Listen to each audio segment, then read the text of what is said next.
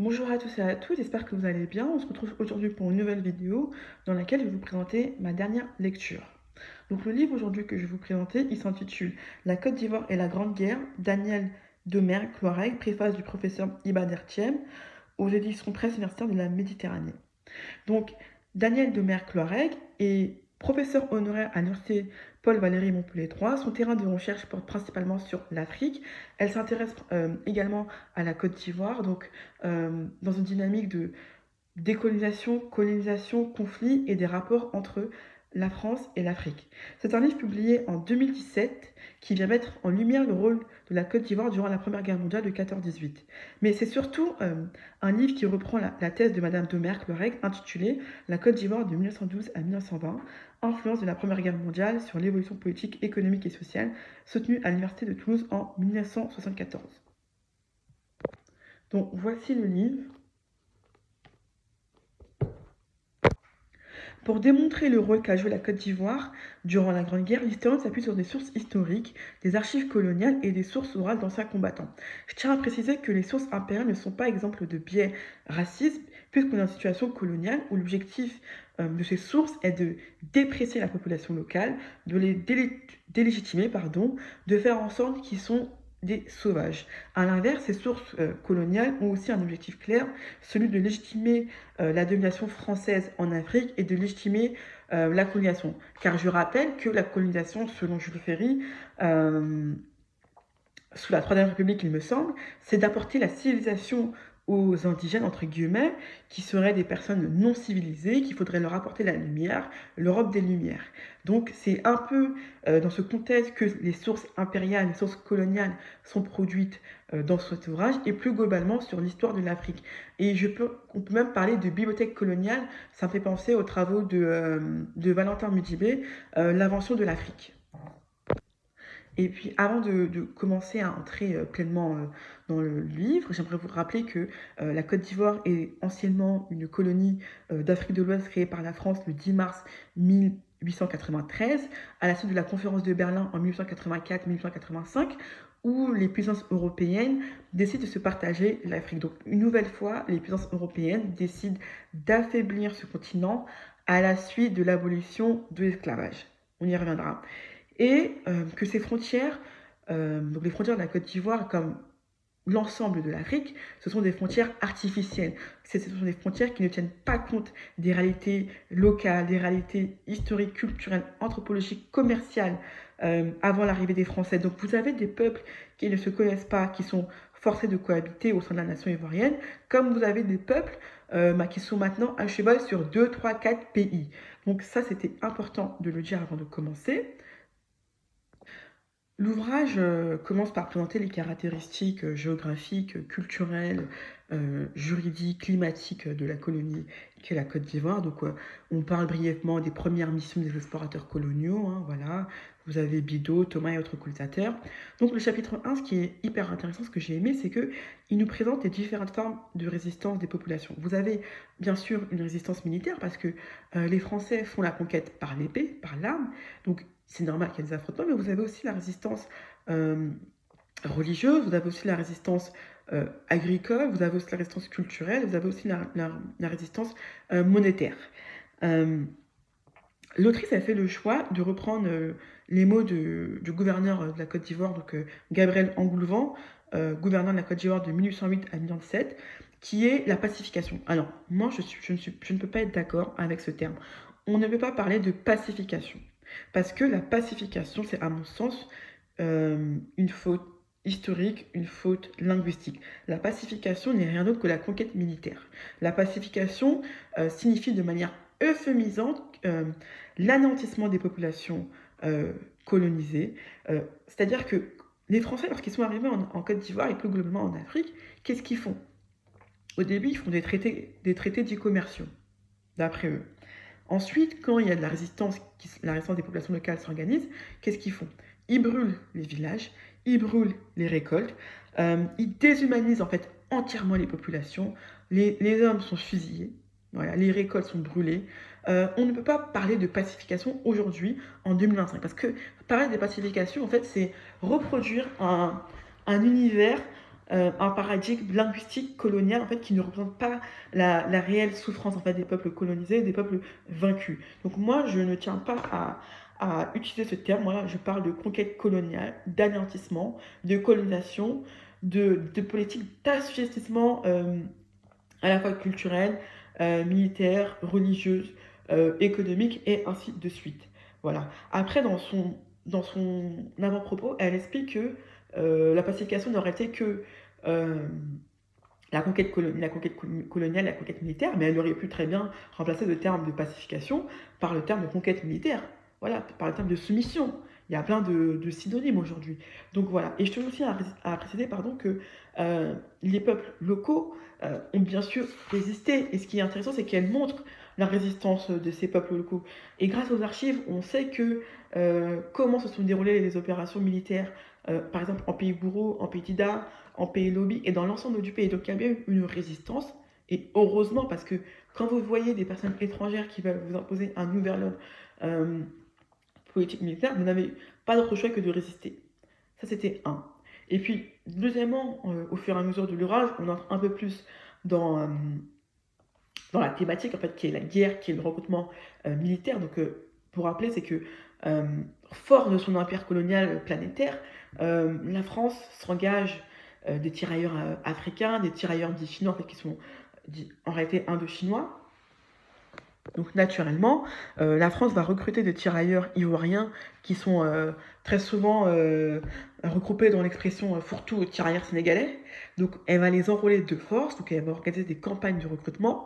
Et comment ces populations locales elles vont réagir, c'est ce qui est démontré dans ce livre et c'est ce qu'on savait, ces populations vont fuir, ces populations vont résister, vont dire non, il n'est pas question qu'on aille faire une guerre lointaine, surtout que la Première Guerre mondiale, elle survient en pleine conquête coloniale. Donc en fait, vous vainquez, je ne sais pas si ça se dit comme ça, vous battez les populations locales, donc les Ivoiriens et autres, et ensuite vous leur dites d'aller guerroyer pour vous en Europe et sur des fronts continentaux. Donc bien évidemment, les populations locales ne sont pas bêtes, et elles disent non.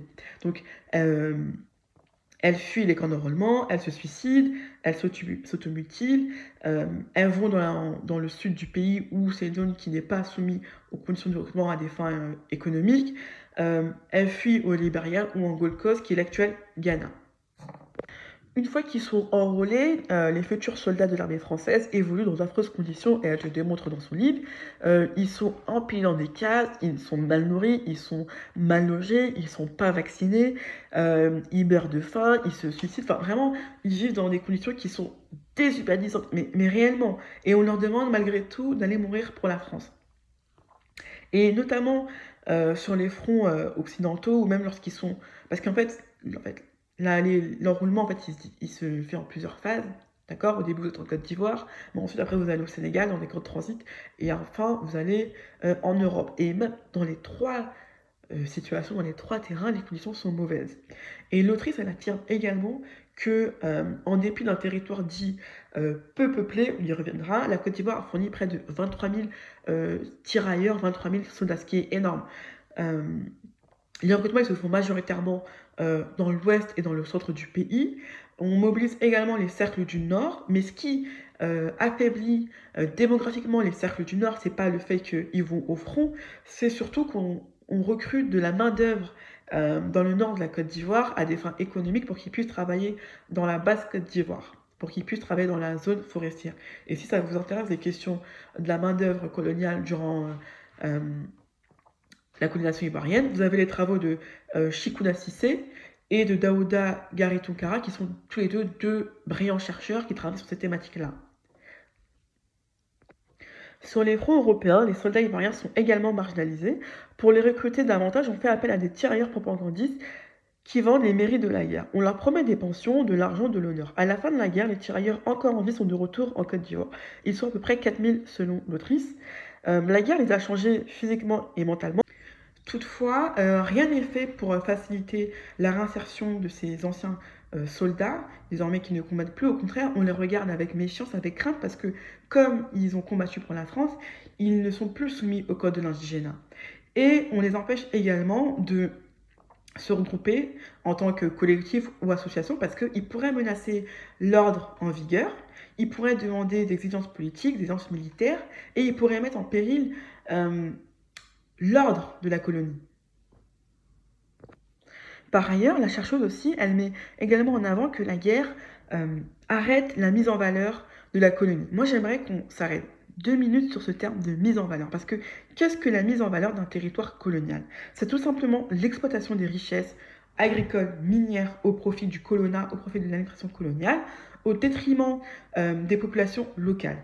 C'est-à-dire qu'on force les populations locales à travailler, on leur donne des tâches, on leur demande de porter, on leur demande de construire des voies ferrées, on leur demande de construire une série d'infrastructures qui ne les profitent pas. Et surtout, la mise en valeur, c'est tout simplement la transformation de l'économie locale qui était respectueuse des mœurs, des hiérarchies en vigueur auparavant, en une économie extractiviste capitaliste. Et deuxièmement, quand on parle de la mise en valeur en Côte d'Ivoire, il y a souvent un argument qui est toujours mobilisé, c'est-à-dire, oui, vous savez, la colonie, à l'époque, a été faiblement peuplée, donc on a dû faire intervenir des manœuvres de la Haute-Volta et du Sahel, du Soudan, pour qu'ils puissent travailler en Côte d'Ivoire.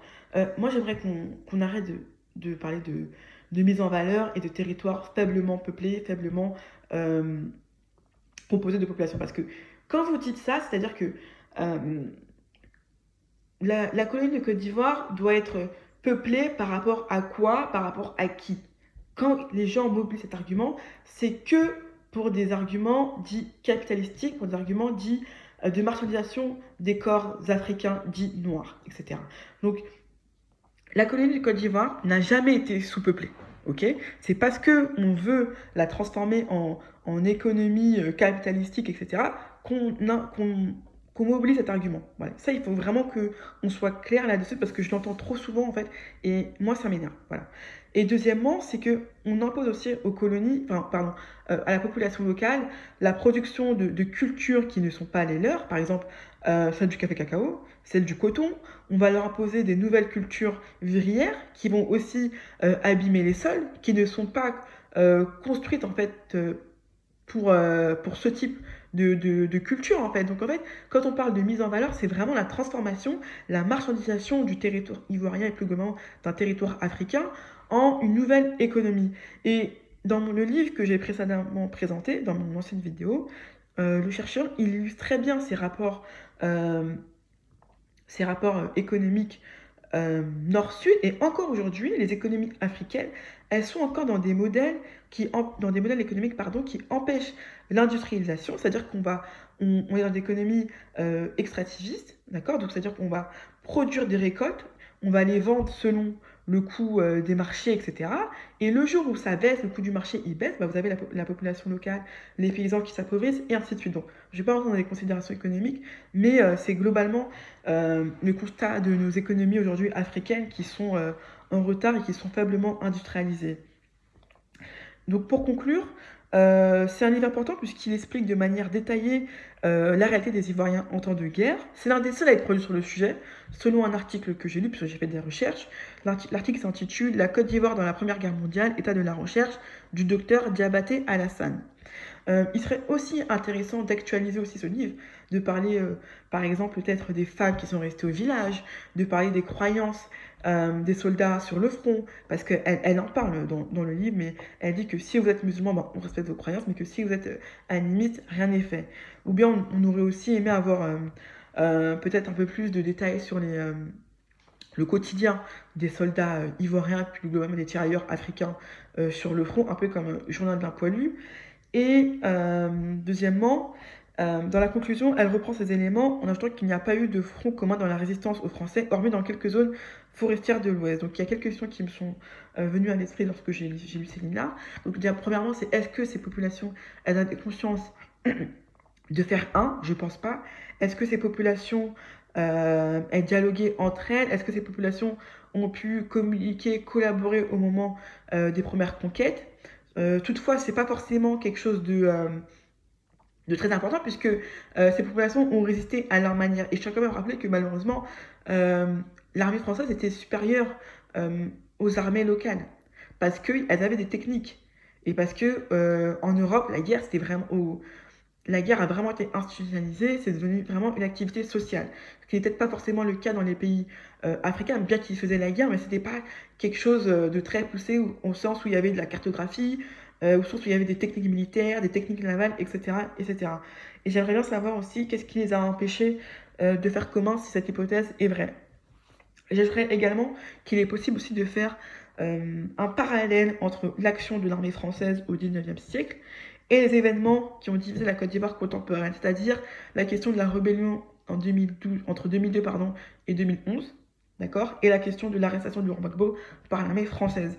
Il y a un continuum de violence coloniale, il y a un continuum de violence impérialiste, il y a un continuum de violence raciste, etc. Et je pense qu'on peut établir un lien entre la colonisation et l'arrestation de Laurent Gbagbo, qui a été le président élu démocratiquement en 2000 à la tête de la Côte d'Ivoire. Voilà, donc je vais m'arrêter sur ces mots, donc n'hésitez pas à partager ma vidéo, à vous abonner. Donc là, c'est la première série d'une vidéo, pardon, d'une série de vidéos que j'ai intitulée africaniser, ivoiriser mes lectures et mon esprit. Donc l'objectif, c'est vraiment de présenter des ouvrages, de présenter, de faire l'actualité sur la recherche en Côte d'Ivoire. Donc voilà, n'hésitez pas à me partager vos sources, à partager vos avis sur ce qui se fait en Côte d'Ivoire, ou bien peu importe, voilà, je prends tout ce que vous avez à me dire. Merci beaucoup, au revoir.